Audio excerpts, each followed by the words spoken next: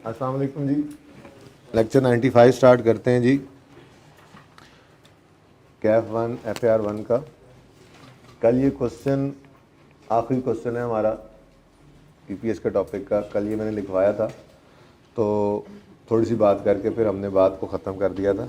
आज इसको ख़त्म करते हैं। कोई मसला मसाइल अगर MCQs में है तो उसको डिस्कस करते हैं, उसके बाद फिर इंशाल्लाह रेशोज़ का टॉपिक आज स्टार्ट कर लेंगे। ठीक है जी, जो कि आखिरी टॉपिक है। अच्छा जी, मैंने आपसे ये कहा था, पहली बात तो डाइल्यूटेड EPS के अंदर हमने कन्वर्टेबल बॉन्ड्स को देखा था परसों की क्लास में। ठीक है, कल उसकी मज़ीद हमने प्रैक्टिस की। ठीक है, बस कर दो जिगर, अब ये बाद में डिस्कस करना, वकास चले जाओ अब आप। ठीक है, अब हमने कन्वर्टेबल बॉन्ड्स को देखा था। ठीक है, कि वो कैसे डाइल्यूट कर देते हैं EPS को। ठीक है, यानी कम कर देते हैं। डाइल्यूटेड EPS कम ही होनी होती है। ठीक है ना। तो कल फिर हमने उसकी मज़ीद प्रैक्टिस की। हमने कहा अगर कन्वर्टेबल बॉन्ड्स वगैरह हों और उनमें से कुछ कन्वर्ट हो जाएं और कुछ कन्वर्ट ना हो तो उनका क्या ट्रीटमेंट होता है। फिर आपके साथ मैंने बात की थी शेयर ऑप्शंस की, कि शेयर ऑप्शंस क्या होते हैं। कि हम किसी मेंबर को, किसी बंदे को ये ऑप्शन दे देते हैं कि आप हमारे शेयर्स ख़रीद सकते हैं किसी एक एक्सरसाइज प्राइस पे, और नॉर्मली वो मार्केट प्राइस से कम होती है। ये क्यों दिया जाता है ऑप्शन, मैंने कहा था ये बहस मैं नहीं कर रहा। अगर ये ऑप्शन दिया हुआ है तो EPS की कैलकुलेशन पे इसका क्या असर पड़ता है, क्योंकि वैसे तो कोई एंट्री होनी नहीं है ऑप्शन की कोई एंट्री नहीं है। वो तो जब ऑप्शन एक्सरसाइज करता है आके तो हम शेयर्स इशू करते हैं तो तब एंट्री करते हैं ना, cash debit share, capital share, premium credit. ठीक है, लेकिन डाइल्यूटेड EPS के अंदर इसकी क्या कैलकुलेशन होती है। हमने कहा था कि जी कुछ शेयर्स ना फ्री जा रहे होते हैं। ठीक है, तो वो जो फ्री शेयर्स होते हैं शेयर ऑप्शन वाले, वो फ्री शेयर्स हम डिनोमिनेटर के अंदर ऐड कर देते हैं। ठीक है, न्यूमरेटर में उसकी कोई सेविंग होती नहीं है, कोई इंटरेस्ट तो होता नहीं है शेयर्स के ऊपर, इसलिए न्यूमरेटर में कुछ भी ऐड नहीं होता। फिर हमने एक एग्जांपल कर ली थी, एग्जांपल 40 हमारी बुक के अंदर ICAP की एग्जांपल थी, कोई मसला उसके अंदर। फिर हमने ये क्वेश्चन लिखा था कि अलग अलग तो ठीक है हम देख सकते हैं, कोई एक कन्वर्टेबल बॉन्ड आ गया या कोई एक कन्वर्टेबल डिवेंचर आ गया, कन्वर्टेबल प्रेफरेंस शेयर अकेला आ गया या कोई शेयर ऑप्शन अकेला आ गया, फिर तो बात ठीक है, समझ आती थी। लेकिन अगर मल्टीपल कन्वर्टेबल इंस्ट्रूमेंट्स आ जाएं, कन्वर्टेबल इंस्ट्रूमेंट्स यानी जो पोटेंशियल शेयर्स हैं, ठीक है ना जी, पोटेंशियल ऑर्डिनरी शेयर्स। पोटेंशियल का मतलब क्या होता है कि ये ऑर्डिनरी शेयर्स हैं नहीं, लेकिन इनमें पोटेंशियल है कि ये ऑर्डिनरी शेयर्स में कन्वर्ट हो सकते हैं। इन्हें कहते हैं पोटेंशियल ऑर्डिनरी शेयर्स, जिनके अंदर या तो ऑप्शंस हमने पढ़े, ठीक है, या फिर कन्वर्टेबल इंस्ट्रूमेंट्स जिसके अंदर कन्वर्टेबल प्रेफरेंस शेयर्स भी आ सकते हैं, जिनके अंदर कन्वर्टेबल बॉन्ड्स, डिबेंचर्स वगैरह भी आ सकते हैं। ठीक है ना। तो यही है हमारी बस डाइल्यूटेड EPS टोटल। ठीक है, अब अगर मल्टीपल कन्वर्टेबल इंस्ट्रूमेंट्स आ जाएं, मल्टीपल पोटेंशियल ऑर्डिनरी शेयर्स आ जाएं जो ऑर्डिनरी शेयर्स हैं नहीं हो सकते हैं, ठीक है, तो डाइल्यूटेड EPS निकालने के लिए हमने रैंकिंग बनानी है। ठीक है, जो सबसे ज़्यादा डाइल्यूट करने वाली चीज़ होगी, ठीक है, डाइल्यूट सबसे ज़्यादा क्या चीज़ करेगी, देखें, रेशो को कम, EPS को कमी की तरफ खींचेगी वो चीज़ जिसका डिनोमिनेटर कम से कम होगा, जिसका डिनोमिनेटर ज़्यादा से ज़्यादा होगा, न्यूमरेटर कम से कम होगा, अगर ऐसे जुगाड़ की बात करें तो। ठीक है, लेकिन हमने उसका एक तरतीब, एक तरीका बना लिया था, मैंने कल डिस्कस कर दिया था, आज उसको अप्लाई करते हैं। जब रैंकिंग निकालनी होगी तो हम हर एक इंस्ट्रूमेंट को अलग अलग देखेंगे। ठीक है, हर एक इंस्ट्रूमेंट को हम न्यूमरेटर का इम्पैक्ट क्या बनता है वो देखेंगे, डिनोमिनेटर का क्या बनता है वो देखेंगे, और इंक्रीमेंटल EPS सिर्फ उसकी निकाल लेंगे। इंक्रीमेंटल EPS निकालने के बाद जो सबसे लोअर वो सबसे पहले नंबर पे। ठीक है ना, जाहिर सी बात है, इंक्रीमेंटल EPS जिसकी ज़्यादा है उसने तो बेसिक EPS को कम से कम डाइल्यूट करना हुआ ना। ठीक है, तो इसलिए हमने लोअर को रैंकिंग 1 दे देनी है। तो इसको करके देख लेते हैं, कल हमने ये बात शुरू कर दी थी। ठीक है जी, मैंने एक फॉर्मेट आपके साथ शेयर भी कर दिया था।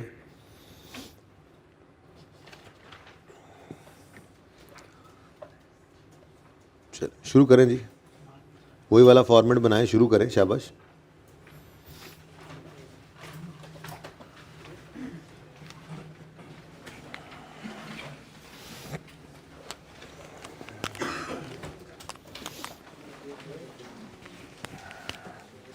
सबसे पहला काम तो हमने करना होता है, हम बेसिक EPS निकालते हैं। क्या करते हैं जी, बेसिक EPS निकालते हैं। तो बेसिक EPS तो बहुत आसान थी, basic earning per share continuing की, ये 1 मिलियन था, कितना 10 मिलियन था, 10 मिलियन था, 10 million divided by ordinary shares in issue थे 2 मिलियन, क्योंकि प्रेफरेंस शेयर्स कन्वर्टेबल है ना, रिडीमेबल है, इसलिए वो इरिडीमेबल वाला चक्कर तो था नहीं कि उनका हम डिविडेंड यहाँ से माइनस करते, इसलिए बस उनको इग्नोर किया।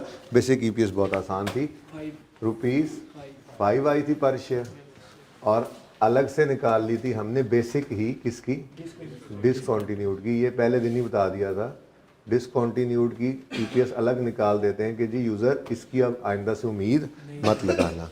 लेकिन आ रहा था हमारे पास लॉस 4 मिलियन का, डिसकंटिन्यूड ऑपरेशंस का लॉस था 4 मिलियन और कंटिन्यूइंग ऑपरेशंस का प्रॉफिट था 10 मिलियन। वो नेट में फिर 6 मिलियन बचा था, लेकिन अलग अलग करें तो इसी तरह से ही था। ठीक है, शेयर्स तो वही है, नंबर ऑफ शेयर्स 2 मिलियन से डिवाइड किया आपने, तो ये आसान काम कल कर लिया था ना ये तो। ठीक है, तो कितना आ गया जी, ₹2 नेगेटिव। तो इनकम स्टेटमेंट के फेस पे ये नेगेटिव शो कर देंगे हम। अगर कभी लॉस आ जाए, ईपीएस निकालनी है, बस वो अर्निंग पर शेयर नहीं होगी, दरअसल वो लॉस पर शेयर आ रहा होगा, लेकिन निकालते हैं, निकाल के फेस पे शो करते हैं, नेगेटिव साइन के साथ नजर आ रहा होता है। ठीक हो गया, तो ये हमारी बेसिक ईपीएस हो गई। अब डाइल्यूटेड ईपीएस निकालने के लिए सबसे पहले हमें करनी पड़ेगी रैंकिंग। ठीक है, तो वर्किंग 1 में हम रैंकिंग निकालते हैं। बहुत आसान काम है, लेकिन तरतीब यही है। ठीक है, आप 10 से 15 मिनट बस तवज्जो से इसको देख लें, बस इसी सवाल को 2 दफ़ा कर लीजिएगा। इंशाल्लाह कोई और सवाल की ज़रूरत पड़ी तो वो मैं आपको असाइनमेंट के तौर पे दे दूंगा। मेरे ख्याल में इंशाल्लाह इस पर ये काफ़ी होगा, इनफ होगा। ठीक है, बेसिक ईपीएस में हमने काफ़ी कुछ कर लिया था। अब डाइल्यूटेड ईपीएस के अंदर वैसे तो आईकैप की किताब के अंदर जितनी बात हुई थी वो आपने देख ही ली है, 2 एग्जाम्पल छोटी छोटी थी, बस वो हमने देख ली थी, लेकिन हम ज़रा फिर इसको अब बढ़ा के कर लेते हैं। ठीक है जी, तो रैंकिंग में आपने चेंज इन न्यूमरेटर देखना है,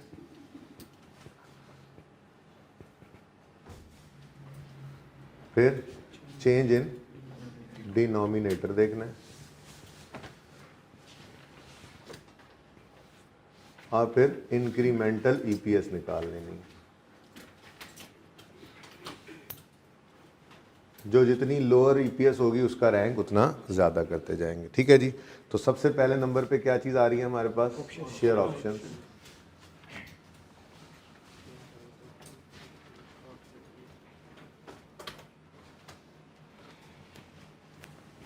जी, शेयर ऑप्शंस में आपको पता है न्यूमरेटर में कोई भी चेंज नहीं आया करता। ठीक है, डिनोमिनेटर के अंदर लेंथी वाला काम पहले कर लेते हैं, ऐसी ज़रा। ठीक है, क्या कहा था जी सवाल में, हमें कहा क्या गया था कि ऑप्शन क्या है, 1 lakh shares with exercise price of 60 है और एवरेज मार्केट प्राइस जो रही है वो 75 रही है। तो लॉन्ग कट क्या है, क्या सीखा था हमने जी, 1 लाख शेयर ऑप्शंस हैं। अगर ये हम 60 रुपये के हिसाब से इशू करेंगे तो 6 मिलियन रुपए आएंगे। लेकिन अगर इन्हीं को हम 75 से करते, ठीक है, मतलब 75 पे इशू करते तो 80,000 शेयर्स आने थे, यानी हमें कितने फ्री इशू करने पड़े, 20। तो ये डिनोमिनेटर में ऐड होना है, न्यूमरेटर में कुछ भी नहीं आना है। ठीक है, तो 20,000 शेयर। ठीक है, शॉर्टकट क्या था जी इसका, इसको कोई शॉर्टकट से भी निकाल सकते हैं। देखें, लॉन्ग कट इसलिए होता है ताकि आपको कभी भी मसला हो तो आप तसल्ली से, सुकून से, कॉन्सेप्ट क्या है उसकी बेस पे आप निकाल सकें। ठीक है, लेकिन अगर हम यूं कहें कि जी 1 लाख शेयर्स हैं,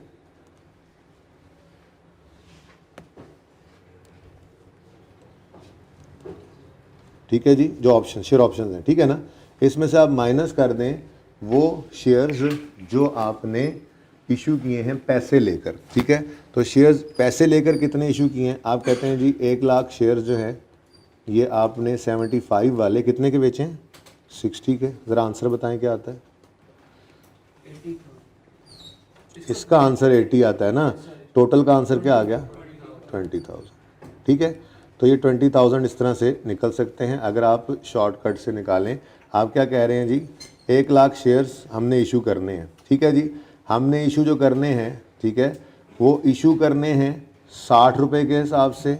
अगर मार्केट प्राइस देखी जाए तो वो बनती है 75 रुपये। तो 1 लाख को 75 से डिवाइड करके जब 60 से मल्टीप्लाई करेंगे तो इक्वलेंट शेयर्स आ जाते हैं 1 लाख में 60 वाले शेयर्स, ठीक है ना। तो वो 80,000 बनते हैं। आपने 1 लाख में से 80,000 शेयर्स जो हैं वो पैसों के बेचे हैं, पैसों के इशू किए हैं, ठीक है ना, और बाकी आपने फ्री शेयर इशू किए हैं, ठीक है। तो जिस तरह से आपका दिल करे आप उस तरह से ये 20,000 निकाल सकते हैं। मैंने ये तरीका लिख दिया है, लेकिन यहाँ पर हम क्या किया करेंगे, 1 लाख माइनस 1 लाख,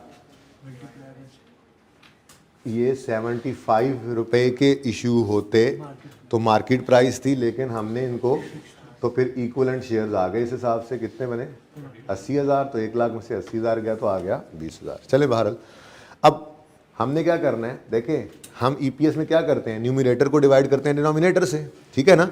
तो न्यूमरेटर डिवाइडेड बाय डिनोमिनेटर, लेकिन 0 है तो 0 divide by 20,000 is equal to 0। अब ये तो सबसे लोअर ही यही है, ठीक है। तो सबसे ज़्यादा इसी ने ईपीएस को खींचना है डाउन की तरफ, डाइल्यूट करने की तरफ, इसलिए इसका नंबर 1 होगा।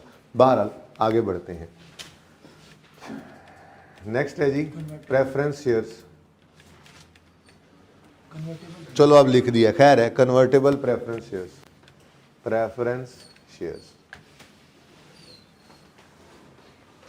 ठीक है। प्रेफरेंस शेयर्स के बारे में हमें क्या बताया गया, प्रेफरेंस शेयर्स के बारे में मैंने ये पहले उठा लिया जी। प्रेफरेंस शेयर्स के बारे में बताया गया 8 लाख शेयर्स हैं with a par value of 100 और ये एंटाइटल्ड हैं टू अ क्यूमुलेटिव डिविडेंड। इसको ऐड कर लेंगे।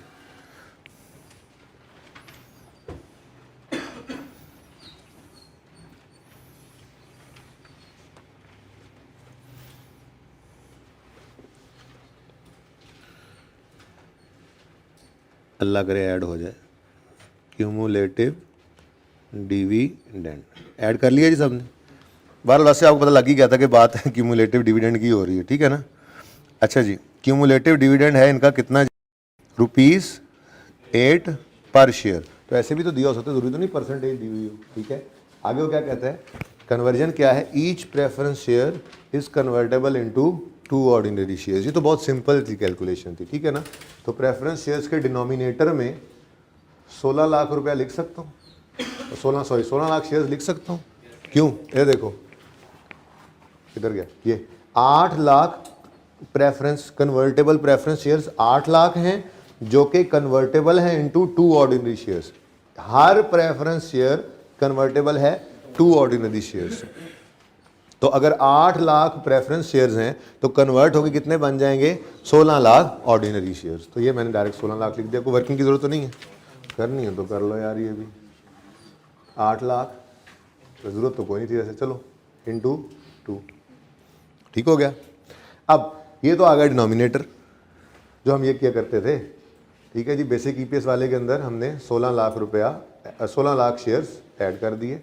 अब ऊपर प्लस करते थे हम interest saving net of tax, interest saving net of tax. अब इंटरेस्ट बनता कितना है आपको पता है, फेस वैल्यू के ऊपर इंटरेस्ट मिला करता है, ठीक है। फेस वैल्यू क्या है जी, 8 लाख शेयर्स हैं, हर एक 10 रुपए का, लेकिन उसने हमें पर शेयर ही डिविडेंड दे दिया था ना, तो जिंदगी आसान होगी। परसेंटेज होती तो इंटू रुपीज इंटू 8 का वो फेस वैल्यू करके रुपीज निकालते, फिर परसेंटेज लगाते, यहाँ तो जिंदगी आसान होगी।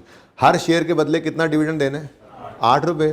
तो सिंपल 8 लाख इंटू 8। अब कितना बनता है, 6400,000। अब आपके दिल में क्या आ रहा है, वैसे कल बात कर दी थी मैंने जाते जाते, लेकिन फिर भी दिल तो दिल ही है ना, आ जाती दिल में कि इसको 60% क्यों नहीं किया। क्या मतलब, ये भी तो इंटरेस्ट ही है, ये प्रेफरेंस शेयर्स हैं जो रिडीमेबल हैं, ये भी तो पैट से पहले इंटरेस्ट के साथ साथ ही माइनस होते हैं। पहला लेक्चर याद करो,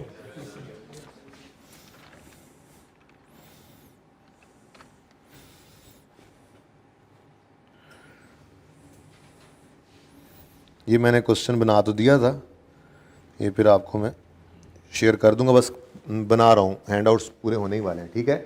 ये पहला सवाल जो पहले दिन हमने किया था, सबसे पहला सवाल जिसमें मैंने आपको प्रेफरेंस शेयर समझाए थे, ये भी मैंने यहाँ पे बना दिया आपके लिए। अब हैंडआउट्स इन प्रोसेस हैं, बस तकरीबन बन ही गए हैं, तो फिर इंशाल्लाह इकट्ठा बंच भी एंड पे दे दूंगा आप लोगों को सारे लेक्चर नोट्स का, ताकि जिसके कोई मिस भी हुए हैं रिवीजन करते हुए वो जो भी टॉपिक ओपन करे वो तरतीब से ही चले, ठीक है ना। अच्छा, तो ये डिविडेंड ऑन रिडीमेबल प्रेफरेंस, याद करो, मैंने कहा था जी ऑर्डिनरी शेयर कैपिटल है तो इररिडीमेबल भी इक्विटी में आता है।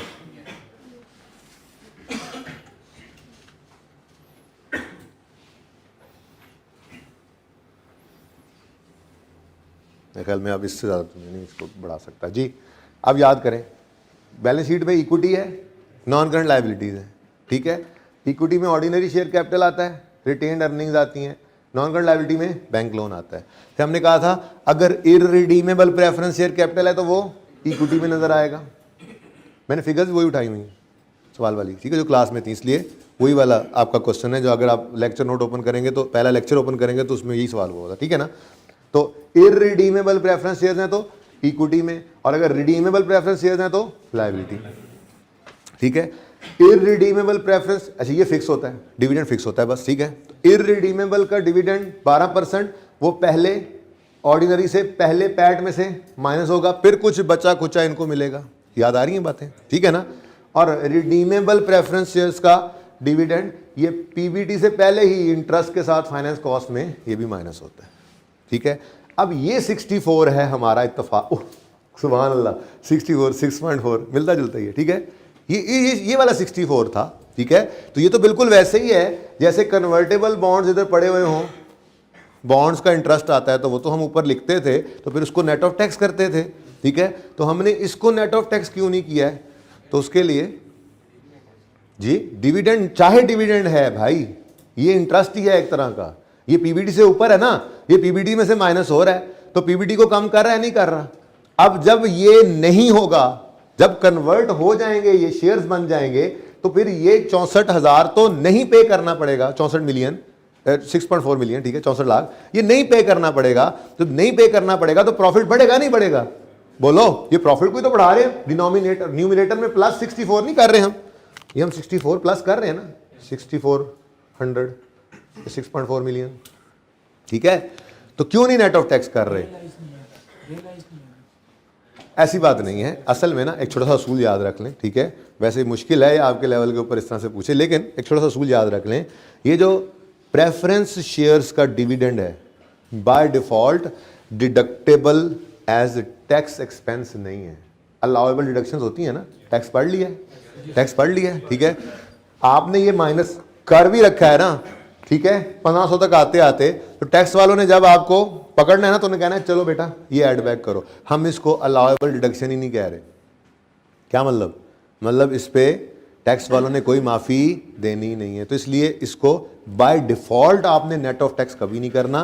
प्रेफरेंस जैसे बाकी हमेशा हर आपका लोन नोट आ जाए, डिवेंचर आ जाए, ये टीएफसी आ जाए, अगर उसका इंटरेस्ट है उसको नेट ऑफ टैक्स आपने कर देना है। ये जो प्रेफरेंस शेयर्स है ना, इनका जो डिविडेंड है ये बाय डिफॉल्ट नहीं समझा जा सकता अलाउएबल टैक्स डिडक्शन। इसलिए अगर सवाल कहेगा कि preference dividend allowable as tax deduction है तो आप नेट ऑफ टैक्स कर लेंगे, और अगर सवाल खामोश होगा तो फिर आपने इसको नेट ऑफ टैक्स नहीं करना। ये सिर्फ किसके लिए है, रिडीमेबल के डिविडेंड के लिए, ठीक है, और सही है ना। इररिडीमेबल का डिविडेंड तो इधर आता ही नहीं है ना, इररिडीमेबल का डिविडेंड तो वैसे ही कौन सा है, वो जो पैट में से हमने माइनस करना था रेशियो निकालते हुए बेसिक ईपीएस में चला जाता है ना, ठीक है। इसका जो डिविडेंड है 360, ये तो उधर गया ही नहीं ना, ठीक है, मैं इसकी बात नहीं कर रहा, ओके, सही है। कुछ थोड़ी रिवीजन हुई।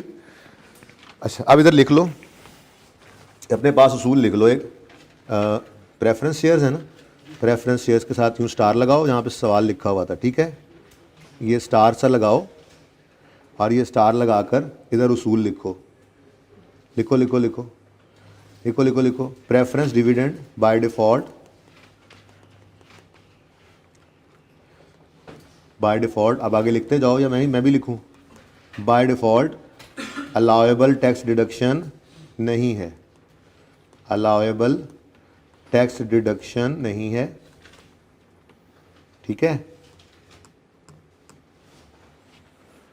Preference dividend by default allowable tax deduction नहीं है, आगे लिखना शुरू कर, लिखते जाओ, ठीक है। अलाउएबल टैक्स डिडक्शन नहीं है, इसलिए अगर सवाल खामोश होगा, इसलिए अगर सवाल खामोश होगा तो हमने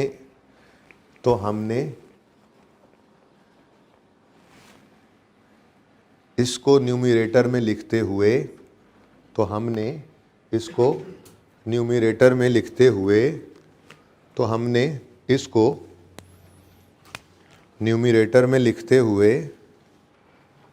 देखो जरा इधर, न्यूमरेटर में लिखते हुए खुद से नेट ऑफ टैक्स नहीं करना।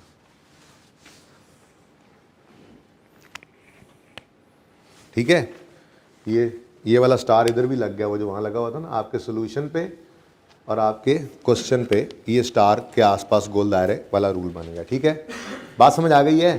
बात समझ आई है कि अगर ये by default allowable tax deduction नहीं है, जब अलाउएबल टैक्स डिडक्शन नहीं है तो फिर नेट ऑफ टैक्स करने क्या, ठीक है ना। तो अगर सवाल खामोश होगा तो हमने फिर खुद से इसको कभी भी नेट ऑफ टैक्स नहीं करना। जो न्यूमरेटर के अंदर हम फिगर लेते हैं ना, ठीक है, उसको कभी भी नेट ऑफ टैक्स नहीं करना। हाँ, सवाल खुद कह दे, अब अगली बार लिखनी नहीं है, ठीक है ना। सवाल खुद कह दे कि अलाउएबल टैक्स डिडक्शन है तो फिर जैसे बाकियों के लिए करते आए हो वैसे इसके लिए भी कर देना। ठीक है, क्लियर है ये बात? अच्छा जी, इंक्रीमेंटल ईपीएस बता दो। 4 है, 4 आगे निकल गया। ये पहला नंबर, ये दूसरा नंबर अभी तक, इसका पहला नंबर, इसका दूसरा नंबर अभी तक रैंकिंग में। जो सबसे लोअर वो सबसे ज़्यादा डाइल्यूट कर रहा है। वो खुद देख लो ना, जिसका न्यूमरेटर है ही नहीं, है ही सिर्फ डिनोमिनेटर, तो उसने तो बेसिक ईपीएस को नीचे ही खींचना है ना। इसका न्यूमरेटर बहुत हायर है डिनोमिनेटर से, इस वजह से ना ये कम करने की बजाय उल्टा शायद पुशअप करेगा। बहरहाल छोड़ो इस बात को, रैंकिंग बना रहे हैं फिलहाल हम। ठीक है, अब एक रह गया, इत्तेफाक से ये पहले ले गया था मैं, अब ये ले लिया हमने। 5% convertible bonds, nominal amount is ₹100 million, each 1000 bond ₹1000 bond is convertible into 20 shares. तो क्या चीज है जी? कन्वर्टेबल बॉन्ड्स है।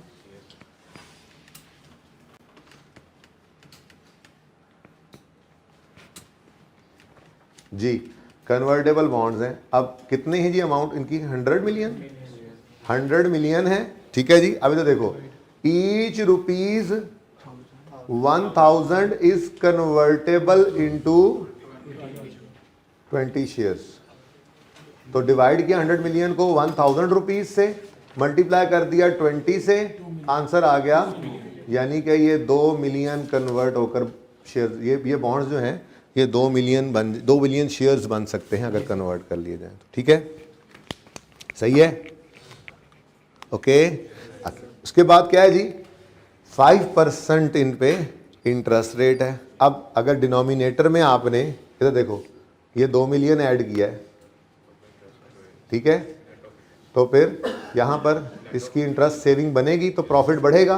तो यहाँ जो प्रॉफिट पड़ा होता है उसमें ऐड करेंगे, लेकिन ये कोई प्रेफरेंस डिविडेंड नहीं है कि आप इसको नेट ऑफ टैक्स ना करें। बस बाकी सब के लिए रूल वही है कि अगर टैक्स रेट 40% है तो फिर हमने इसकी इंटरेस्ट सेविंग को नेट ऑफ टैक्स करना है, यानी 60% कर देंगे। समझ आ रही है तुम्हें? क्या समझ नहीं आई? अच्छा चलो, इससे पहले तक समझ आई हुई है तो टेंशन ना लो, फिर अभी समझाता हूँ ये। ठीक है जी, मुझे बताओ इंटरेस्ट सेविंग कितनी बनती है? देखो, इंटरेस्ट हमेशा मिलेगा फेस वैल्यू पर, 100 मिलियन इंटू 5%। फेस वैल्यू ना डिबेंचर के मुंह पे लिखा हुआ है, ठीक है, 1000 रुपये 100 रुपये जो भी है, मैंने पूरा टोटल ही लिख दिया। अज्यूम करते हैं एक डिबेंचर है, उसके ऊपर लिखा हुआ है 100 मिलियन। एक नहीं होता, काफ़ी होते हैं और उनकी ब्रेकअप वैल्यू होती है, फेस वैल्यू होती है। बहरहाल उसके फेस पे ही लिखा होता है 5%। ये होता है फेस वैल्यू की अमाउंट पे फेस वैल्यू वाला इंटरेस्ट आपको मिलेगा। ये अब आगे जाके ना फाइनेंशियल इंस्ट्रूमेंट IFRS 9 में आप पढ़ेंगे कि मिलता कितना है, कमा कितने रहे हैं, या मिलता कितना है, पे कितना करते हैं, और असल में एक्सपेंस कितना बना, वो अलग अलग होते हैं, वो आगे जाके पढ़ेंगे। फिलहाल सादा बात, आपको कितना इंटरेस्ट पे करना पड़ेगा, ठीक है, वो है जी 5%। ₹100 मिलियन पे 5%। लेकिन ये जो अमाउंट आएगी, इस अमाउंट को, ये अमाउंट तो असल में ना ये कहानी है। ये कहानी है, ये वाली बात मैं कर रहा था। ये याद आ रही है बात? क्या आपको, अगर आप सेविंग करते हैं 1,80,000 की, जब ये कन्वर्ट होते हैं तो आपको इतना इंटरेस्ट बचता है, तो अगर इंटरेस्ट बचेगा तो इतना प्रॉफिट आपका बढ़ जाएगा, तो साथ ही साथ फिर इतना टैक्स भी बढ़ जाएगा, तो फिर नेट में तो आपका प्रॉफिट कितना बढ़ा, 1,80,000 नहीं बल्कि 1,80,000 का 70% नहीं, 1,26,000। तो ये वही बात कर रहा था मैं, ठीक है ना। अच्छा जी भाई, ये रुपीज़ इन थाउजेंड था ऊपर, ठीक है ना, मैंने रुपीज़ इन थाउजेंड सारा छुपा दिया था ताकि सवाल ज़रा बड़ा नजर आता है। रुपीज़ इन थाउजेंड ऊपर लिखा हुआ है आपने, ठीक है ना। अच्छा, बात समझ आइए भाई अब, ठीक है। तो इसको क्या कर देंगे, नेट ऑफ टैक्स, यानी कि अगर 40% टैक्स है तो फिर हम इसको 60% करेंगे, ठीक है। तो ये आ गया 3 मिलियन, तो ये आ गया 1.5। अब जनाब रैंकिंग की बारी आती है, तो ये नंबर 1 है, ये नंबर 2 है और ये नंबर 3, ठीक है जी। इसको नोट कर लें। वैसे ये तो एक्स्ट्रा ही है, इनमें से एक या ये करें पहले वाला या ये कर लें, बहरहाल लिखा हुआ है फिलहाल। जी वो भी कर सकते हैं, उससे भी 20,000 ही आएगा, उससे भी ज़्यादा शॉर्टकट भाई कह रहे हैं जी, है बिल्कुल है। आप इसको ये ना करें बल्कि 1,00,000 इंटू 15/75 कर दें तो 20,000 ही आ जाएगा। चेक कर लें, जैसे मर्जी कर लें, ऑप्शंस आर वाइड ओपन।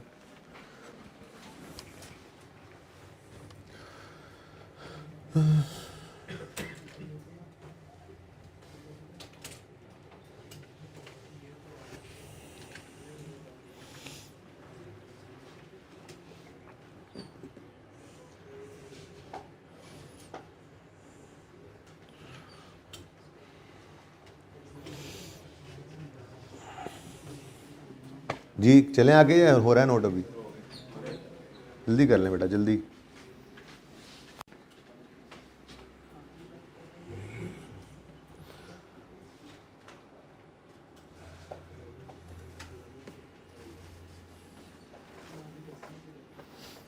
कितने बच्चों ने एमसीक्यूज सारे ट्राई किए थे?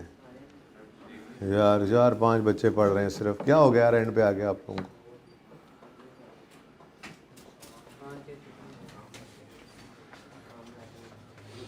5-7 दिन नहीं रह गए, अब आखिरी ज़ोर समझ के लगा दो, रोज़ का रोज़ काम करते रहो, जो कहा जाए वो करते रहो। देखो अभी रेशोस ख़त्म होनी है तो आप टाइम, फिर काम ख़त्म नहीं होना, बढ़ रहा है, लेकिन ये आखिरी कुछ दिन आपने देने हैं मुझे बेटा।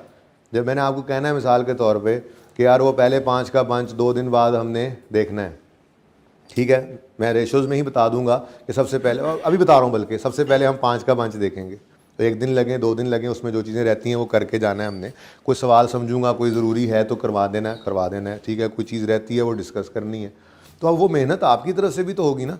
आप भी तो देखेंगे, आई की स्टडी टेक्स्ट ओपन करेंगे, सारा चैप्टर देखेंगे, कुछ रह तो नहीं गया, अपनी किताब ओपन करेंगे, सारा चैप्टर देखेंगे, कोई रह तो नहीं गया, ठीक है ना, तो ऐसा कॉन्सेप्ट तो नहीं रह गया। सिलेबस को एक नज़र देखेंगे जी, सिलेबस में जो चीज़ें आ रही हैं क्या वो हमने कर ली हैं, तो ये मेहनत आपकी तरफ से भी होगी, ये दोनों तरफ से चल रहा होगा काम। मैं भी तसल्ली करूँगा लेकिन आप लोगों को भी तसल्ली करनी चाहिए ना।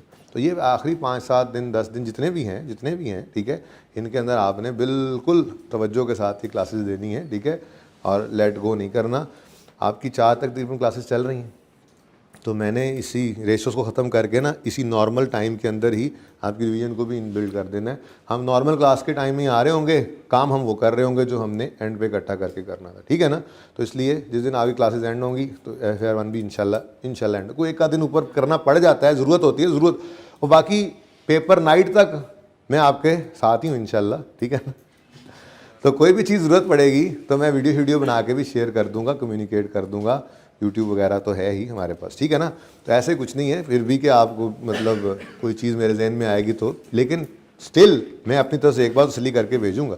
फिर भी मेरे पास एक प्रोविज़न है कि कोई मसला अगर मुझे लगता है कि जी ये भी होनी चाहिए बात, वो मैं कम्युनिकेट कर सकता हूँ, बट फिर भी एक बार जाने से पहले आप लोगों को तसल्ली से तो भेजना ही है ना। तो इसलिए जब तक मैं कह ना दूँ कि क्लास ख़त्म होगी तब तक नहीं ख़त्म होगी, ओके। अच्छा जी, ये तो थी बेसिक EPS। अब डाइल्यूटेड EPS निकालने लगे हम।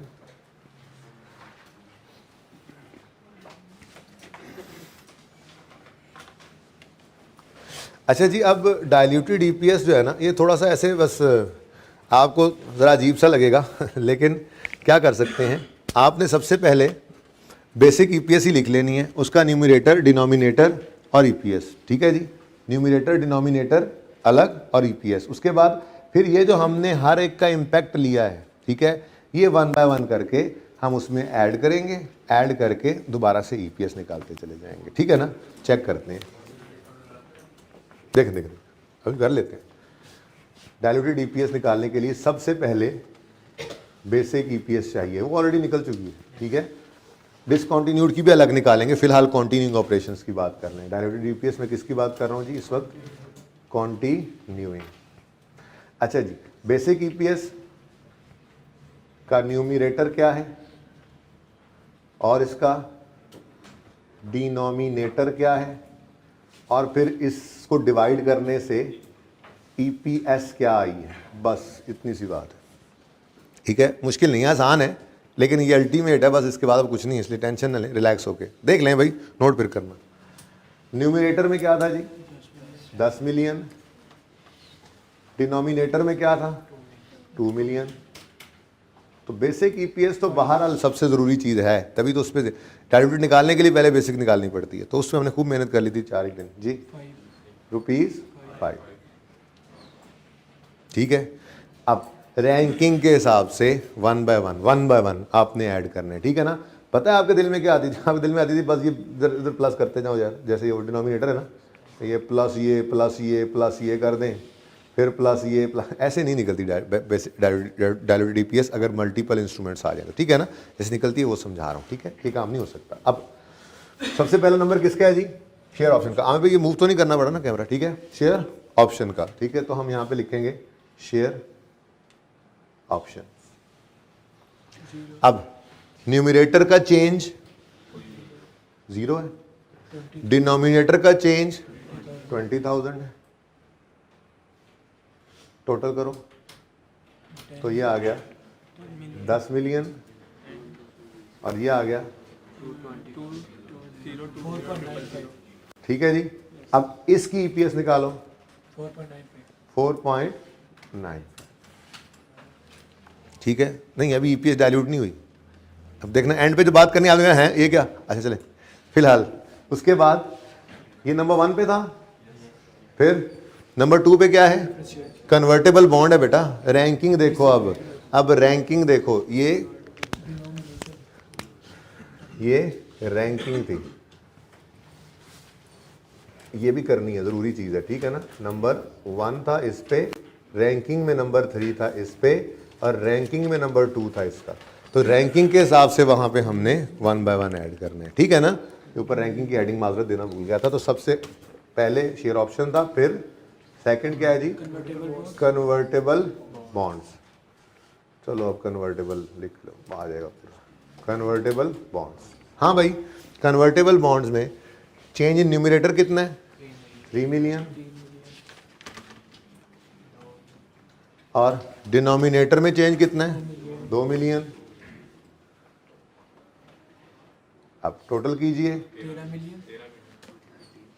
13 मिलियन और 40200023, ठीक है। अब रैंकिंग में नंबर 3, प्रेफरेंस शेयर्स हैं,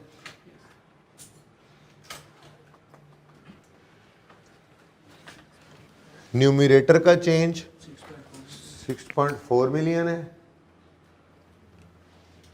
डिनोमिनेटर का चेंज 1.6 मिलियन है।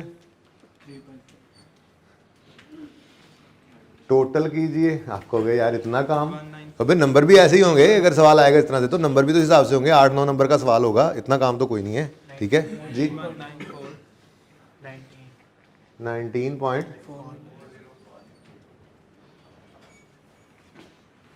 7-8 नंबर का सवाल बहुत सवाल है भाई, उसके लिए तो इतना काम ही नहीं है। 2 को बार सवाल कर लो, आपको यार ये भी कोई काम है, पहली बार जरा चीज़ मुश्किल लग रही थी, ये भी कोई काम है, ठीक है।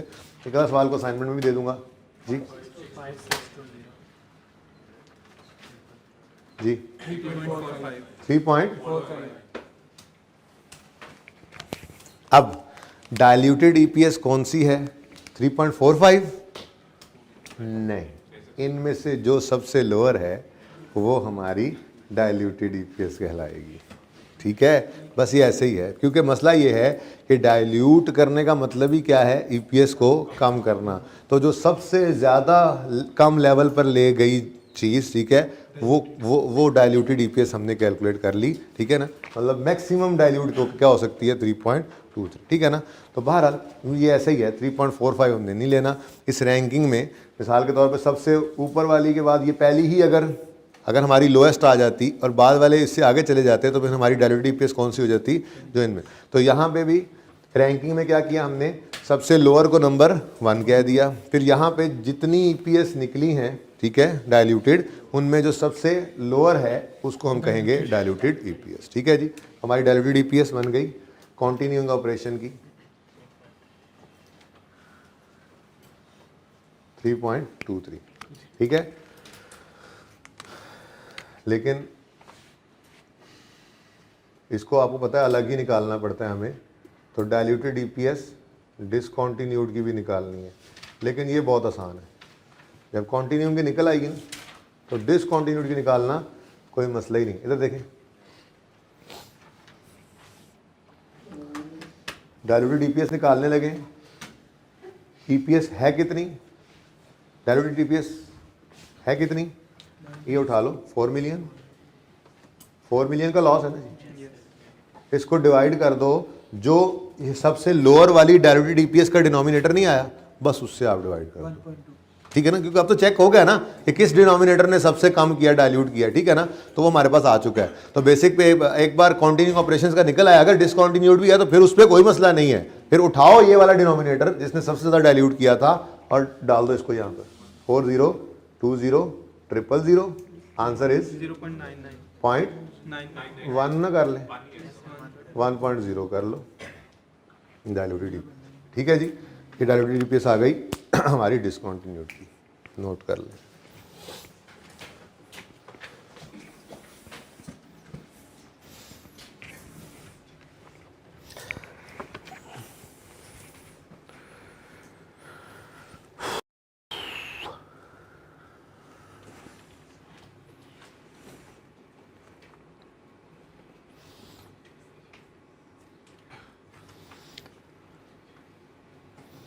अच्छा यार, ये कोई अच्छी सी पिक्चर लेकर तो मुझे सवाल की उस सोल्यूशन की भेज देना, अगली क्लास में वही दिखा दूंगा ना, थोड़ा रेस्ट हो जाए।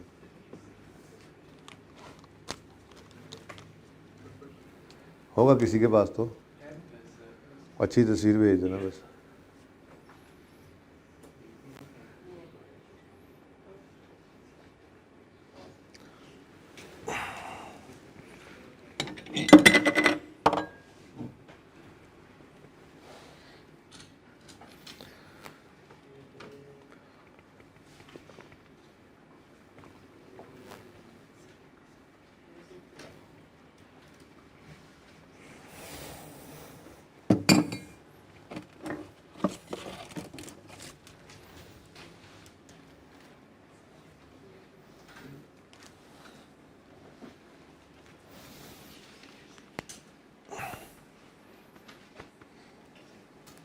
पेंडू होने के कई फायदे।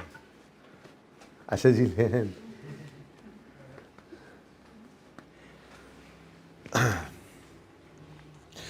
अच्छा जी, अब ये क्या पिक्चर ले लेने जी यार, क्या जल्दी करें। अब मेरा मुंह देख रहे हो, नोट करो फिर।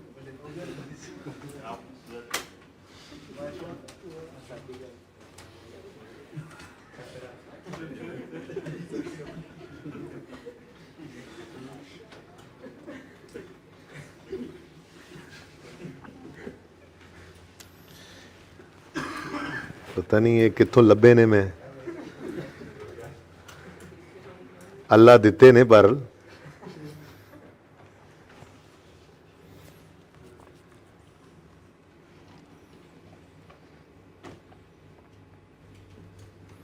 चलो हमें भी उधर ही ले जाएं, फिर करने दो उन्हें नोट। मैं यहाँ पे को तैयारी पकड़ लेता हूँ रेशोज़ की।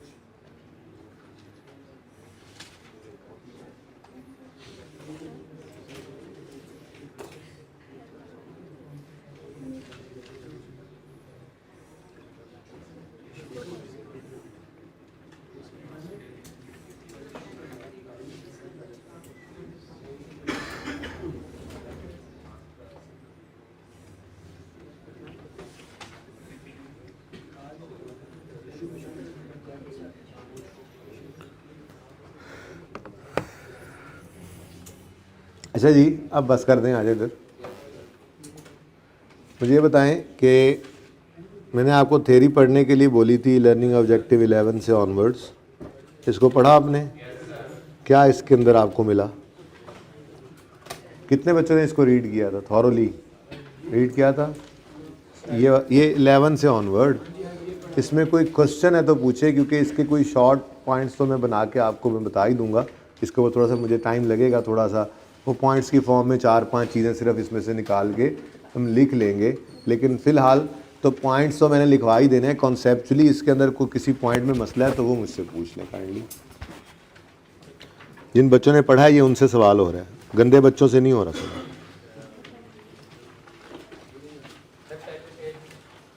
ये वाला पेज,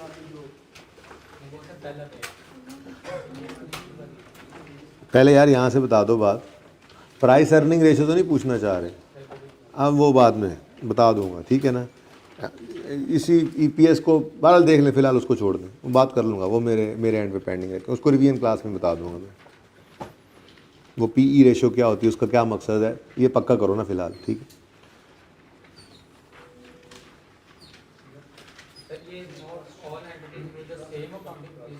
किधर है जी?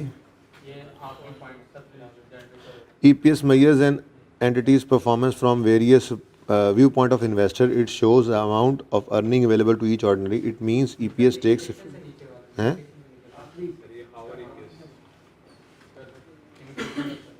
कौन सा बेटा?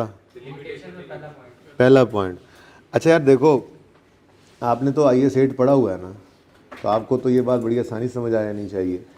एक कंपनी यूज़ कर रही है FIFO, दूसरी यूज़ कर रही है EFCO। अब ऑप्शन है स्टैंडर्ड की तरफ से, तो FIFO वाला FIFO यूज़ कर रहा है, वो कंसिस्टेंटली अप्लाई कर रहा है, EFCO वाला EFCO यूज़ कर रहा है, वो कंसिस्टेंटली अप्लाई कर रहा है। दोनों की अकाउंटिंग पॉलिसी है, दोनों इक्वली गुड है, कोई मसला तो नहीं है ना। लेकिन अब जब हमने कंपनी A और कंपनी B को कंपेयर करना है, तो सब कुछ सेम होते हुए भी सिर्फ अकाउंटिंग पॉलिसी के डिफरेंट होने की वजह से हो सकता है उनकी EPS डिफरेंट हो।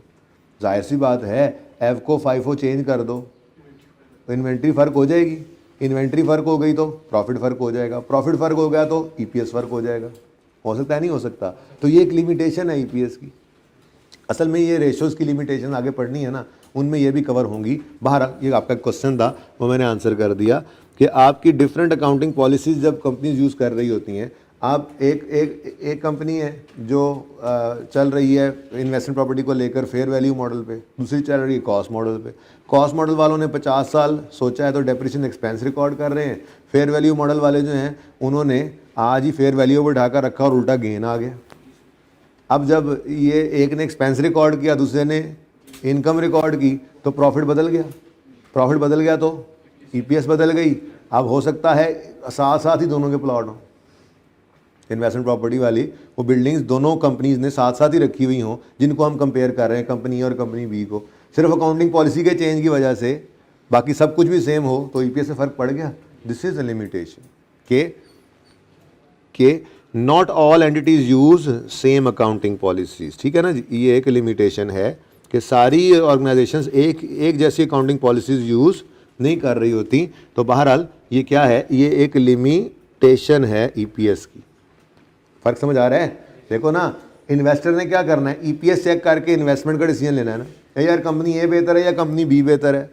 अब सब कुछ सेम होते हुए भी अकाउंटिंग पॉलिसी के डिफरेंस की वजह से EPS डिफरेंट हो सकती है। अब ये इसका कुछ नहीं कर सकते, हम कह रहे हैं ये लिमिटेशन है EPS की। बहरहाल ये एक प्रॉब्लम है, ठीक है। फिर वो अगली बात क्या कह रहे हैं जी, EPS में इन्फ्लेशन के इम्पैक्ट को क्या कर दिया जाता है, इग्नोर।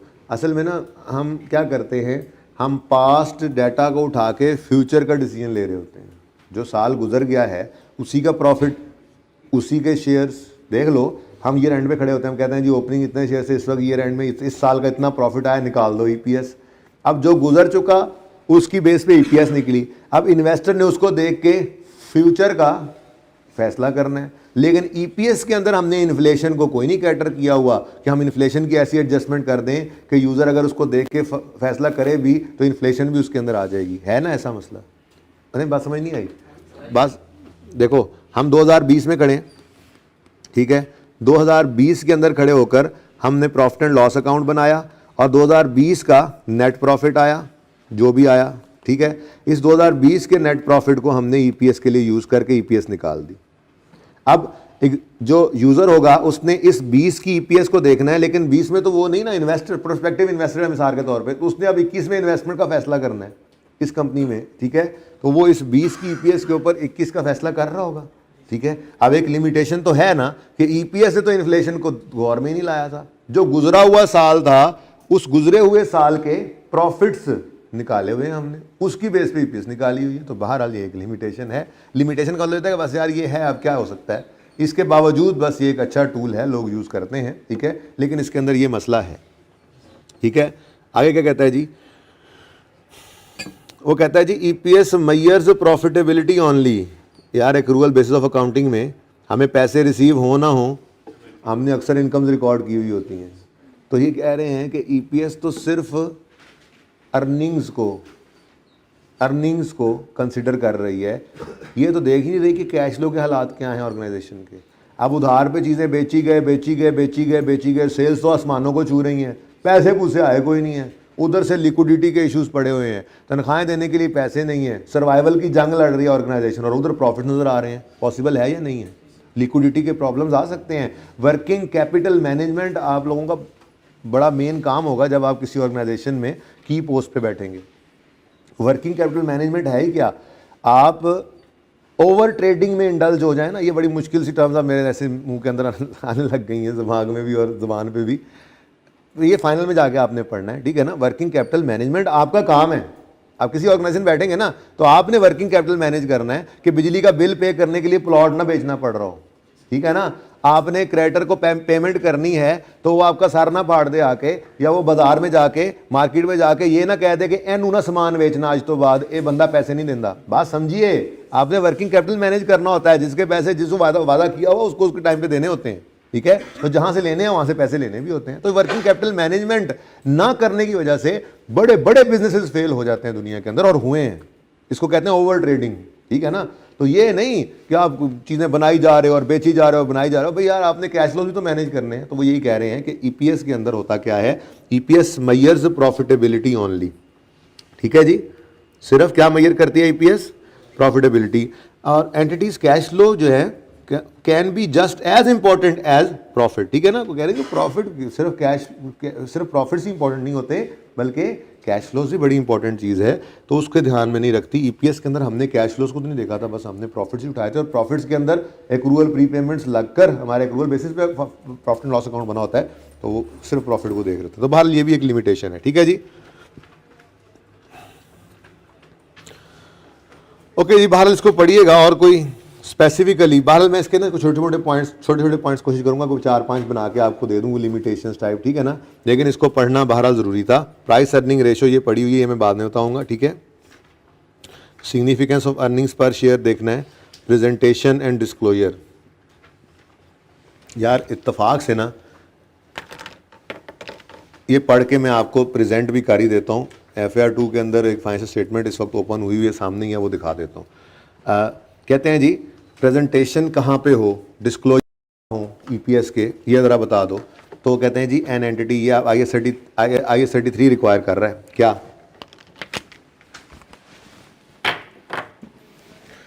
IAS 33 क्या कह रहा है जी? An entity should present in statement of profit और loss basic EPS and diluted EPS for profit और लॉस फ्रॉम कॉन्टिन्यूइंग ऑपरेशंस, ठीक है जी। और अलग से डिसकॉन्टिन्यूड की भी बतानी है, ठीक है। और कंसोलिडेटेड अकाउंट्स ये फिलहाल छोड़ दो, फिलहाल इसकी बात नहीं करते, कंसोलिडेशन की बात अब छोड़ें, ठीक है। Basic EPS and diluted EPS should be presented with equal prominence for all the periods presented. These figures are presented in the at the end of statement of profit और लॉस। सबसे end पे लिखो उन्होंने कहा, ठीक है। फिर कहते हैं entity presents a separate statement of profit और loss and EPS diluted should be shown. इसको छोड़ो, इसको भी छोड़ो, बेसिक बात जरा कर ले पहले। इफ देयर इज, हाँ ये बात हमारे लिए important, if there is a discontinued operation basic and diluted EPS from discontinued operation should be shown either on face और in notes to the financial statements. ठीक है जी। और बेसिक, अगली बात ये भी हमने देख लिया, basic and diluted should be presented even if negative figure, यानी कि वो लॉस पर शेयर भी आ रही है। सारी बातें हमने की हुई हैं, जो इंपॉर्टेंट बातें हैं वो मैं हाईलाइट कर रहा हूँ। ठीक है ना। हमने ये देखें, हमने पहले ये वाला पैरा ये अंडरलाइन कर लिया। ठीक है जी। कॉन्टिन्यूइंग ऑपरेशंस की बेसिक अलग और डायल्यूटेड अलग दिखाओ। और फिर उसने कहा यहां पे आकर कि अगर डिसकंटिन्यूड ऑपरेशंस हैं तो उनकी भी ईपीएस जो है वो बेसिक और डायल्यूटेड अलग से बताओ। ठीक है जी। और तीसरी बात क्या कह रहे हैं जी, ये जो बातें मैं हाईलाइट कर रहा हूं ना, सिर्फ फिलहाल आप ये देख रहे हैं। ठीक है, बाकी आपके स्कोप से जरा बाहर की चीजें हैं। दूसरी बात ये आ गई। और तीसरी बात ये, अगर लॉस भी हो तो ईपीएस निकालो। ऐसे किया था हमने, अभी सवाल में भी किया है। ठीक है। अच्छा, if diluted earning per share is reported for at least one period shall be reported for all period presented. अच्छा जी, चलें इसको भी छोड़ें फिलहाल।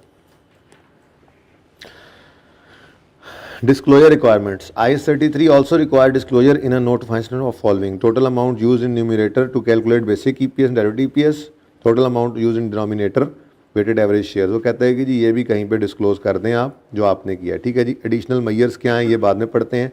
मेरा दिल कर रहा है मैं आपको ज़रा फाइनेंशियल स्टेटमेंट्स दिखा दूँ।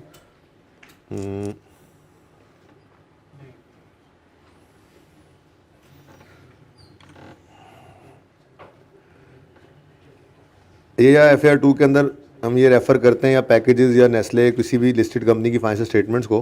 ठीक है, तो ये एक लिस्टेड कंपनी की फाइनेंशियल स्टेटमेंट्स मेरे पास हैं, इनमें मैं प्रॉफिट एंड लॉस ढूंढ लूँ। ये जी स्टेटमेंट ऑफ फाइनेंशियल पोजीशन शुरू हो गई है इनकी, नज़र आ रही है सबको क्लियरली? नहीं, अब सही नज़र आ रही है? ठीक है। अच्छा जी, ये बैलेंस शीट चल रही है। Balance sheet, equity, liability, share capital, retained earnings वगैरह वगैरह वगैरह। स्टेटमेंट ऑफ फाइनेंस पोजीशन में एसेट्स अगले सफ़े पे चले गए। नेक्स्ट स्टेटमेंट ऑफ प्रॉफिट और लॉस है, और इसके अंदर ये देखें, ये क्या नज़र आ रहा है जी आपको? Earnings per share basic and diluted. ठीक है जी। यहाँ पर उन्होंने 162, ये पता नहीं कैसे उन्होंने इकट्ठा कर दी, वही तो अंग्रेजियाँ लिखी हुई थी। नोट नंबर 33 में जाकर देख लेते हैं। ठीक है, अब नोट 33 में ढूंढना पड़ेगा। ये सारी तरतीब होती है। फाइनेंशियल स्टेटमेंट्स खत्म हुई, अब ये नोट शुरू हो गया। आगे 30-40 सफ़ों में सिर्फ नोट्स ही होते हैं। कौन सा नोट था वैसे? हाँ मुझे भूल गया। 30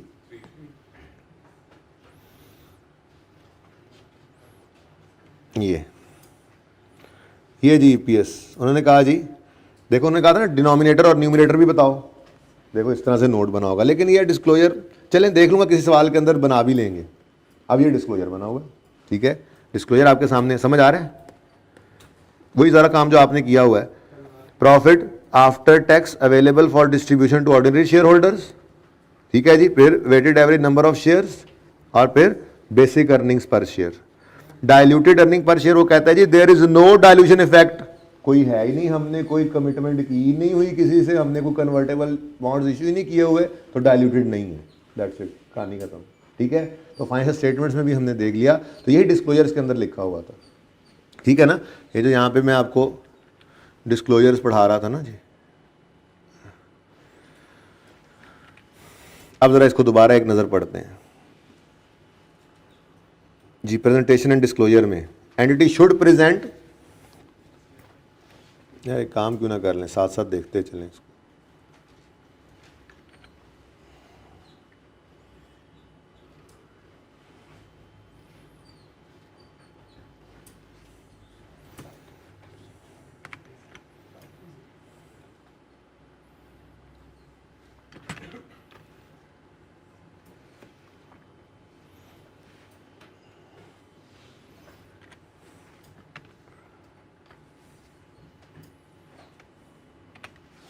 लें भाई, अब साथ साथ पढ़ सकते हैं हम जी। इधर से देखें, an entity should present in statement of profit और loss the basic EPS and diluted EPS for profit and loss from continuing operations.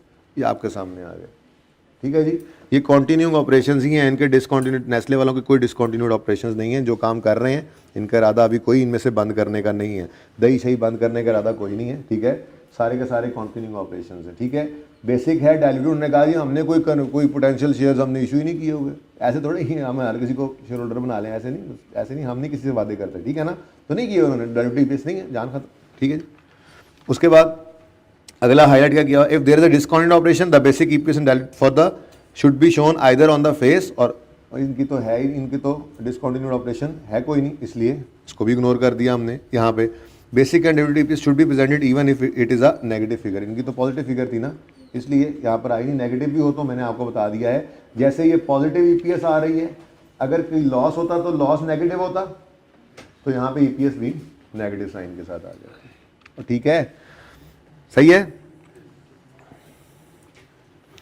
उसके बाद बाकी एडिशनल मेजर्स क्या हैं, ज़रा एक नज़र पढ़िएगा इन सारी चीज़ों को। मेरा दिल ये है कि आप एक नज़र ये सारा पढ़ लें, ठीक है। उसके बाद कोई क्वेश्चन हो तो मुझे बताइएगा, बाकी मैं फिर इंशाल्लाह आपके लिए कोई ना कोई इसके अंदर शॉर्ट कोई पॉइंट्स बना लूँगा, वो मैं आखिरी क्लासेस के अंदर जब इसकी बारी आएगी ना रिवीजन की, तो मैं आपको वो दे दूँगा हैंड आउट की फॉर्म के अंदर, या लिखवा दूँगा, कोशिश करूँगा, वादा नहीं है, फाड़ न लेना फिर मैंने, ठीक है ना। लेकिन मेरी कोशिश होगी, नहीं तो ये आसान आसान बातें हैं जहन में ये रह ही जाएंगी। मेरा दिल ये है कि 4-5 पॉइंट्स ना छोटे छोटे बस ऐसे एक एक लाइन के, इतनी लंबी कहानी के बजाय वो आप साइड पे करके लिख लेंगे। डिस्कशन यहाँ से पड़ी हुई होगी, कॉन्सेप्ट सारा होगा जहन के अंदर, वो 4-5 पॉइंट्स हो सकता है ना कोई लिमिटेशन वगैरह पूछ ले 2-3 नंबर के लिए सिर्फ, ठीक है, तो हमें आनी चाहिए। ओके, उसके बाद स्टार्ट के अंदर कोई थ्योरी थी थ्योरी कोई,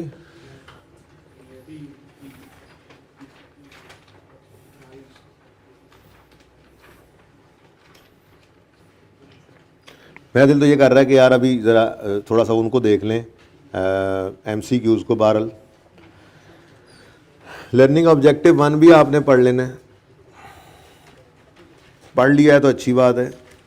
इसमें भी लिमिटेशंस ही हैं, थोड़ी सी बात वही होगी। फिर टाइप्स ऑफ शेयर्स को आपने पढ़ लेना है, रिडीमेबल।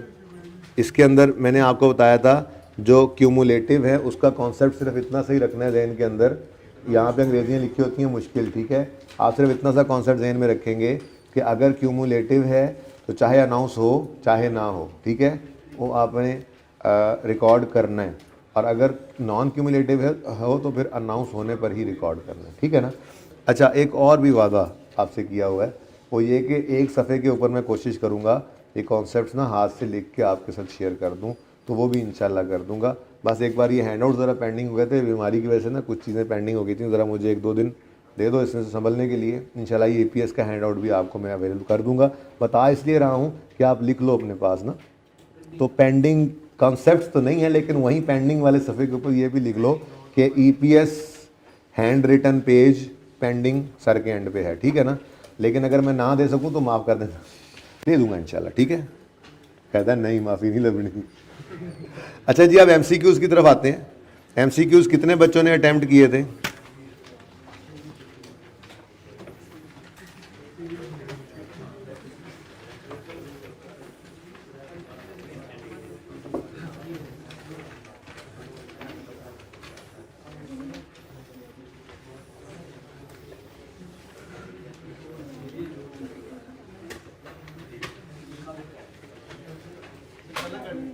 जी, कहीं आज रेशोज भी शुरू करनी है, चुप कर दो, पढ़ के आओगे कल फिर।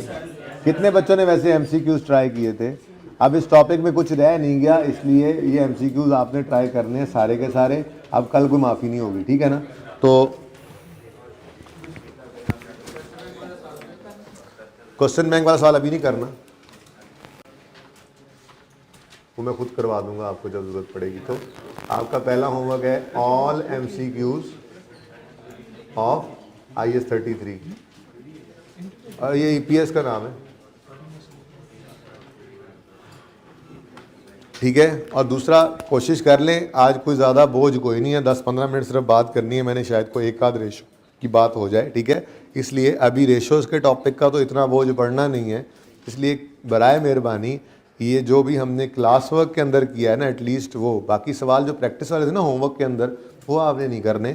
लेकिन एक बार आप आज कोशिश करके ना एक सीटिंग में जो सिर्फ क्लास के अंदर सवाल करवाए थे, जैसे कहानी शुरू हुई थी, ठीक है, तो वो पहले से लेकर आखिरी लेक्चर तक जो क्लास वर्क के क्वेश्चंस हैं वो हिम्मत करके ना एक सीटिंग में बैठ के कर लेने हैं आपने, ठीक है, ताकि ये टॉपिक आपका एक तरह से तैयार हो जाए। प्रैक्टिस आपने खूब की हुई थी, मेरे ख्याल में अगर आप एक सीटिंग में बैठ के स्पीड काम करें ना, तो ये घंटे सवा घंटे के अंदर सारे सवाल हो जाएंगे। 6-7 सवाल तो हमने क्लास के अंदर किए हैं, गप्पें ज़्यादा लगाई हैं इस टॉपिक में, ठीक है ना। स्लोली किया इसको, लेकिन क्वेश्चन वो 6, 7, 8 जितने भी बने जो क्लास वर्क के अंदर मैं बोलता था सवाल ये लिख लो, वो 1-2 सवाल 3 सवाल शायद पहले लेक्चर में थे, 2 को सवाल दूसरे में आए, ऐसे ही 1-2 सवाल हर तो ये आपने एक सीटिंग के अंदर बैठ के कर लेना है। इसके रेशोज़ का ज़्यादा बोझ मैं आज आप पे नहीं डालूंगा, ठीक है, बस 1-2 रेशोज़ की बात कर लेते हैं, ठीक है। अच्छा, ईपीएस भी एक रेशो ही थी बेसिकली, तो ईपीएस भी एक रेशो ही है, तो समझें इसी को ही हम आगे लेकर चलने लगे हैं अब इस टॉपिक को, ठीक है ना।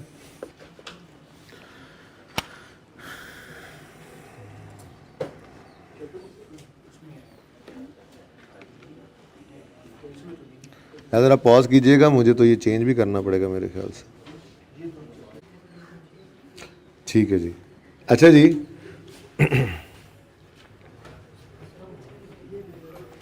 सेल्स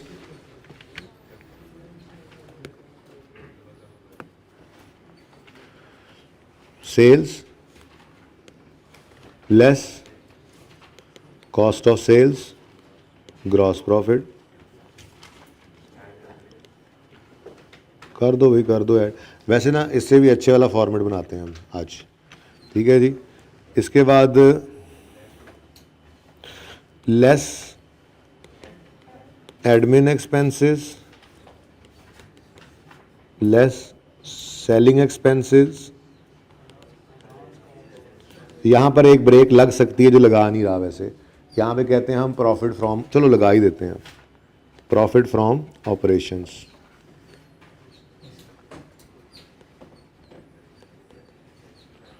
ठीक है जी। इसमें फिर हम ऐड कर देते हैं बाद में अदर इनकम, लेस करते हैं अदर एक्सपेंसेस, ठीक है जी। और उसके बाद जो लेस करते हैं ना फाइनेंस कॉस्ट, मैं उससे पहले ज़रा एक ब्रेक आज लगाने लगा हूँ। इसको हम कहा करते हैं जी profit before interest and tax, profit before interest and tax,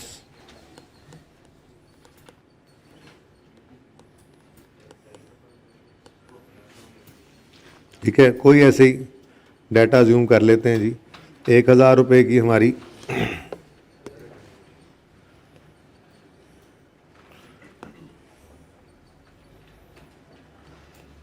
interest and tax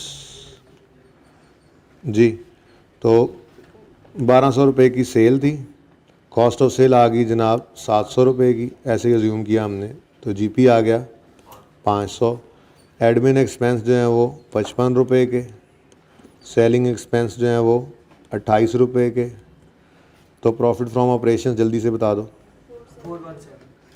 41, other income इसमें ऐड कर दो 13 रुपये, ठीक है जी, और अदर एक्सपेंसेस लेस कर दो जी कोई 21 रुपये, क्या आ गया 409, ठीक है जी। इसमें से अब लेस कर दें इंटरेस्ट एक्सपेंस, ये मिसाल के तौर पे 9 रुपये कर दें, चलें ज़रा राउंड हो जाएगी फिगर, 400 रुपये, ठीक है। ये आ गया जी प्रॉफिट बिफोर टैक्स। इसमें से लेस कर दें टैक्स एक्सपेंस 110 रुपये, ऐसे ही, ठीक है, 290, ये है जी प्रॉफिट आफ्टर टैक्स।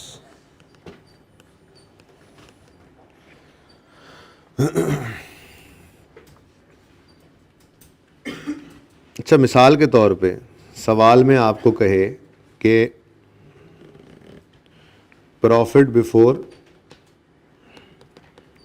टैक्स जो है, तो शॉर्ट ही लिख लेते हैं,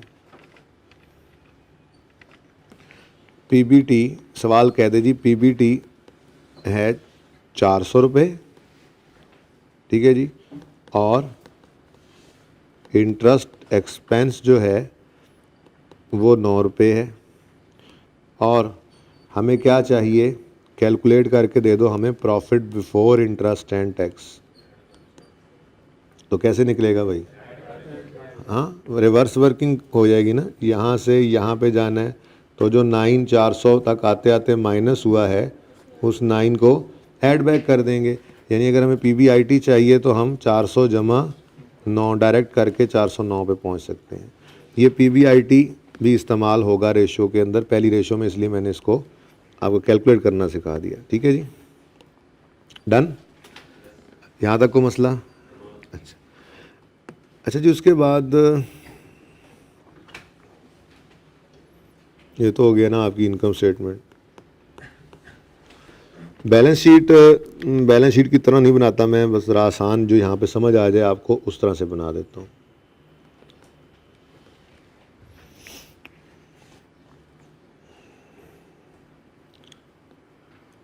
बैलेंस शीट में क्या कुछ होता है जी? इक्विटी, लायबिलिटीज़ और एसेट्स। ठीक है जी, तो एसेट्स इक्वल होते हैं इक्विटी प्लस लायबिलिटीज़ के। अच्छा,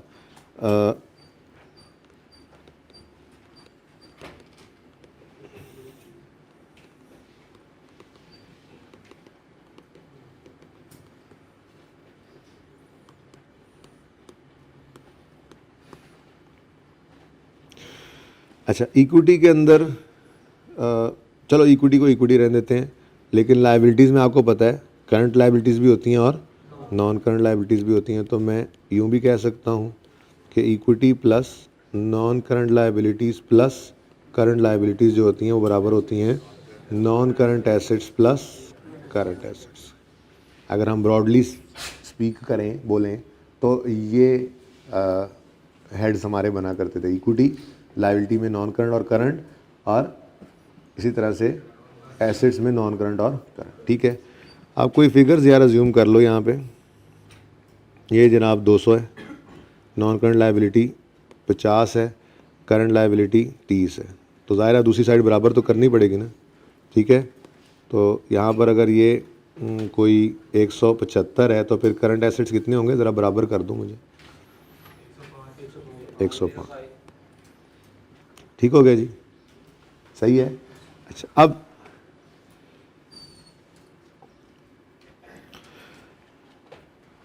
एक होता है कैपिटल और एक होता है कैपिटल एम्प्लॉयड। ठीक है, कैपिटल एम्प्लॉयड जो होता है वो कैपिटल के लिटरल मीनिंग से ना आपको निकल के सोचना पड़ेगा। कैश फ्लो का टॉपिक हम पढ़ के आ रहे हैं। ठीक है, कैश फ्लो के टॉपिक मैंने आपको बताया था कि कोई भी ऑर्गेनाइजेशन, कोई भी बिजनेस जो है वो अपने आप को फाइनेंस करने के लिए दो तरह के लोगों से पैसे लेता है। ठीक है ना, एक वो जो ओनर घर से लेकर आते हैं पैसे, वो भी कैपिटल ही होता है। ठीक है, उसको इक्विटी कैपिटल कह रहे होते हैं। और एक वो होता है जो लॉन्ग टर्म के लिए 20-20, 30-30 साल के लिए भी लोन ले लेते हैं यार बैंकों से, लॉन्ग टर्म। ठीक है ना, या गवर्नमेंट से ले लिए, बड़े बड़े अरसे के लोन होते हैं। ठीक है, तो जैसे इक्विटी होती है वैसे ही लॉन्ग टर्म लायबिलिटीज़ भी होती हैं। तो बिज़नेस को चलने के लिए जो पैसों की ज़रूरत होती है, बिज़नेस उन्हें मेनली, देखें, शॉर्ट टर्म लोन को चलने के लिए वो तो छोटे मोटे खर्चे पूरे करने के लिए होता है, छोटी मोटी उस वक्त की ज़रूरत को पूरा करने के लिए होता है। बिज़नेस जिन पैरों पे खड़ा हुआ है, ठीक है, वो पैर कौन से होते हैं? जो ओनर घर से पैसे लाए हुए हैं या जो लॉन्ग टर्म डेट्स बैंक्स ने दिए हुए हैं। बात समझ आ रही है? ठीक है, तो इसका मतलब ये हुआ कि अगर मैं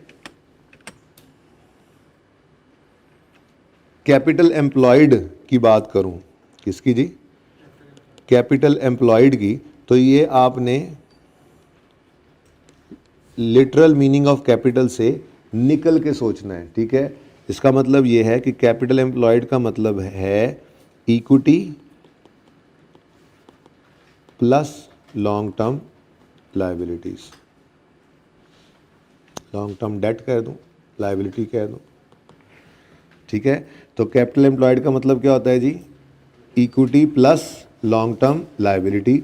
अच्छा, इसको फिर और तरह से भी तो बोला जा सकता है। फिर तो कैपिटल एम्प्लॉयड का मतलब ये भी होगा कि आप यूं कह लें कि मैं टोटल एसेट्स यानी non current assets plus current assets minus current liabilities कर दूं, तो भी मैं कहाँ पे पहुँच जाऊँगा? इक्विटी पे। ठीक है ना, एक काम करते हैं यार, यहाँ छोटी सी कैलकुलेशन, क्योंकि फिगर्स तो लिखी हुई हैं, छोटी छोटी कैलकुलेशंस कर ही लेते हैं। देखा, ट्रेनिंग हो गई ना थोड़ी थोड़ी। ठीक है, हो जाएगा पेपर पास, मेरा भी हो जाएगा पास, मेरा ही होगा पास, पेपर इंशाल्लाह पास होगा, अल्लाह ने चाहा तो पास होगा मेरे चांद, अल्लाह से डरते रहा करो। अच्छा जी, कैपिटल एम्प्लॉयड निकालने लगा हूँ मैं, ठीक है।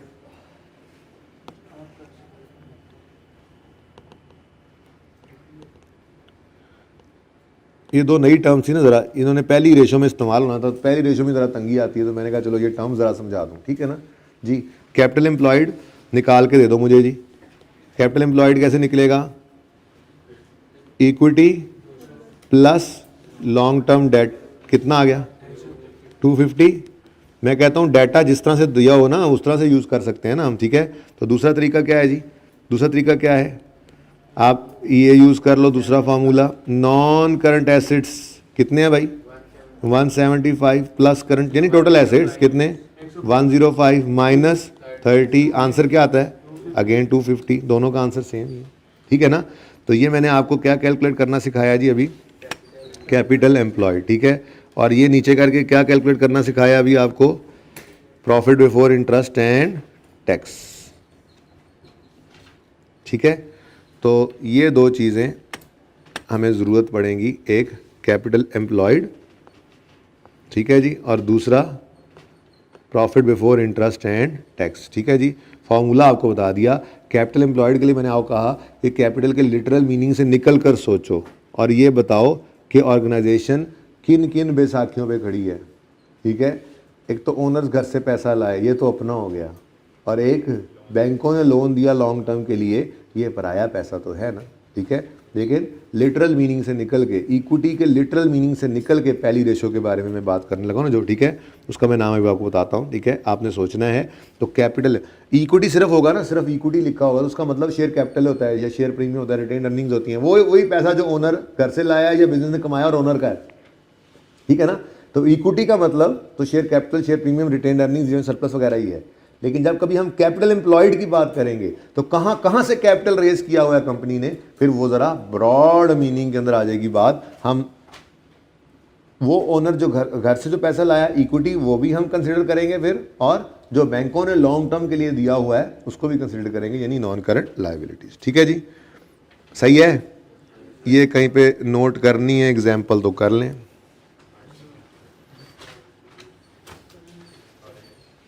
चार जगह काम करते हैं।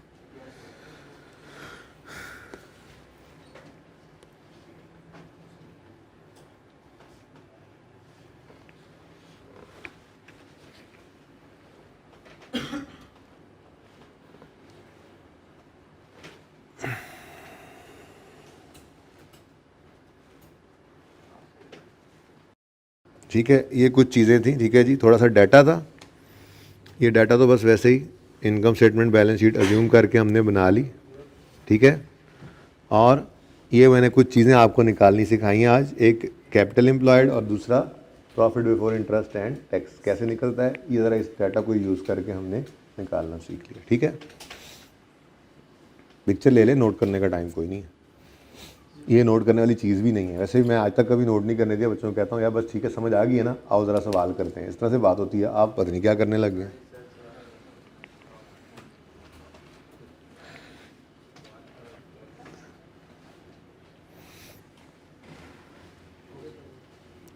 और ये क्या रह गया? ये कुछ रह गया यहाँ पे, बाकियात। कौन सी बाकियात है ये? हैं? अच्छा, चाह बेचारा, अरे यार तुम्हारा 9 उधर रह गया था, तुम्हें बताया ही नहीं। अच्छा लें भाई, अब सबसे पहली रेशो, बस ये रेशो का फॉर्मूला लिख के फिर मैं आपको सवाल बताता हूँ, उस पर आपने घर पे ट्राई करके आनी रेशो, ठीक है जी। सबसे पहली रेशो जो आज हम ज़िंदगी में पढ़ने जा रहे हैं, ईपीएस के बाद ईपीएस भी एक रेशो ही है, ठीक है। उस वहीं से प्राइस अर्निंग रेशो भी सिखाऊंगा, लेकिन मैंने कहा पहले ज़रा ये रेशो सिखा लूँ ना, फिर वो पीई रेशो एंड पे बता दूंगा, किसी वजह से रोक दी, ठीक है ना। अच्छा, तो सबसे पहली रेशो है जी रिटर्न ऑन कैपिटल एम्प्लॉयड। क्या बोला जी मैंने? Return on capital employed, return on capital employed, इसको शॉर्ट फॉर्म में ROCE भी कहा जाता है, ठीक है जी।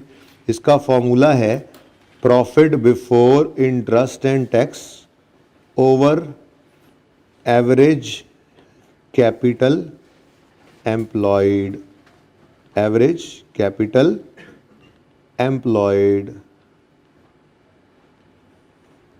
इंटू 100, ठीक है जी। ये हमारा फॉर्मूला हो गया जी रिटर्न ऑन कैपिटल एम्प्लॉयड का, ठीक है भाई।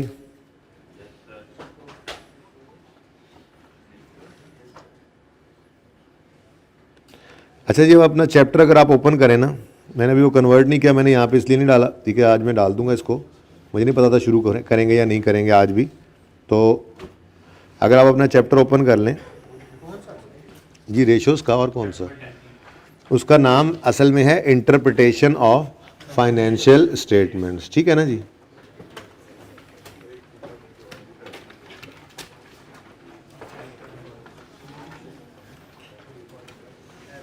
इसमें जी आपको नोट्स नज़र आ रहे होंगे,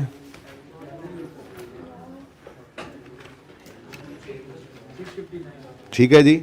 इन नोट्स के अंदर आपको एक सवाल नज़र आ रहा है स्टार्ट में ही, क्वेश्चन नंबर 1, एक्स लिमिटेड आ रहा है नज़र।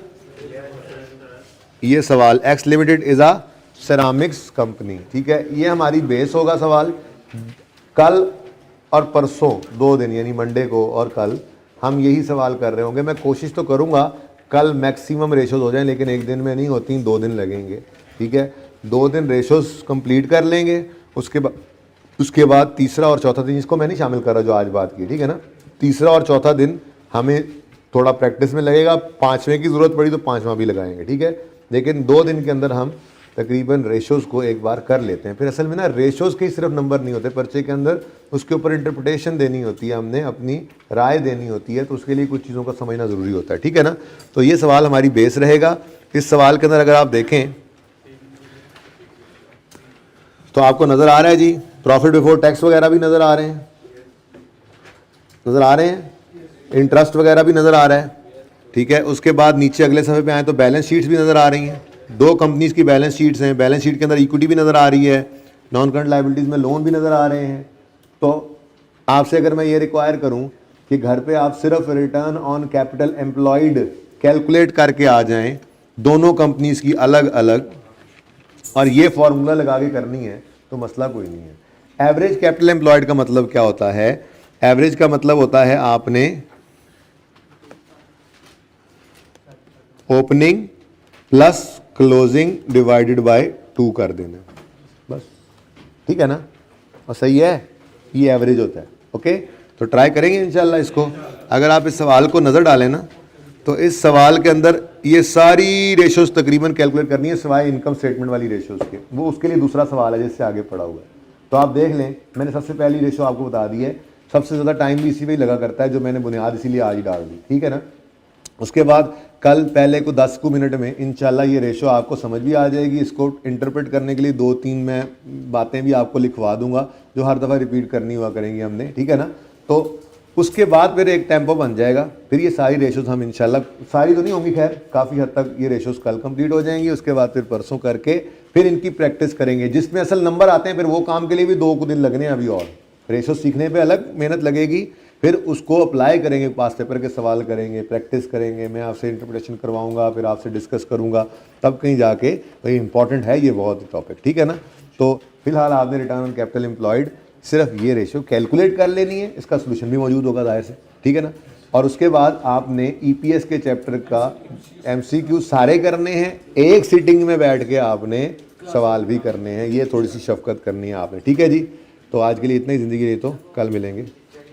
अल्लाह हाफिज़। पिक्चर लेनी है भाई ने, इसकी पिक्चर लेनी है ये सारा। एक मिनट आमिर भाई, आप उन बच्चों को भी दिखा दें ये पिक्चर। ये एवरेज का बता दिया ना, बस एवरेज को रहने दो फिर। बस ये पिक्चर अब हो गई ठीक।